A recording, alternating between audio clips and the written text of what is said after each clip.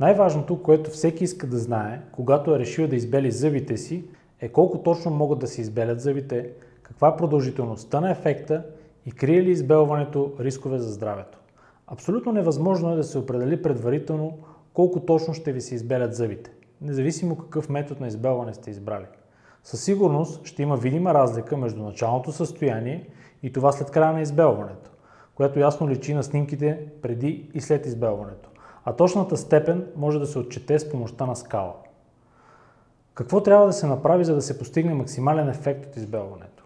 Първото и най-важно условие е зъбите да нямат натрупан зъбен камък, тъй като той значително би намалил ефекта от избелването.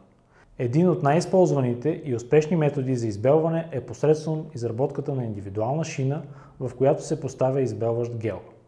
За постигане на оптимален резултат е необходимо шината да се носи определено време, най-често вечер, в продължение на 10-12 дни. От изключителна важност е шината, освен да е удобна за носене, и да е направена така, че за да задържи избелващият агент там, където искаме, а именно върху зъбите. Рисковете, които крие избелването, не са много, но трябва да се знаят. Избелването на зъбите не уврежда емайла, но би могло при пациенти с по-тънък емайл да доведе до повишена чувствителност. Ако шината не е направена точно и по тази причина по венеца остане избелващ агент, може да се получи подуване или раздразнение на венеца.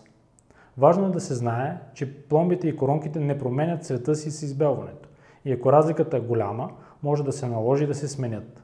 Концентрацията на избелващият агент, която оказва влияние върху скоростта и степента на избелването, трябва да се прецени в зависимост от конкретното състояние на зъбите. Продължителността на ефекта от избелването може да трае повече от 2 години, като върху него влияние оказват фактори като тютюнопушене, колко често се консумира кафе, чай, сокове, червено вино и други.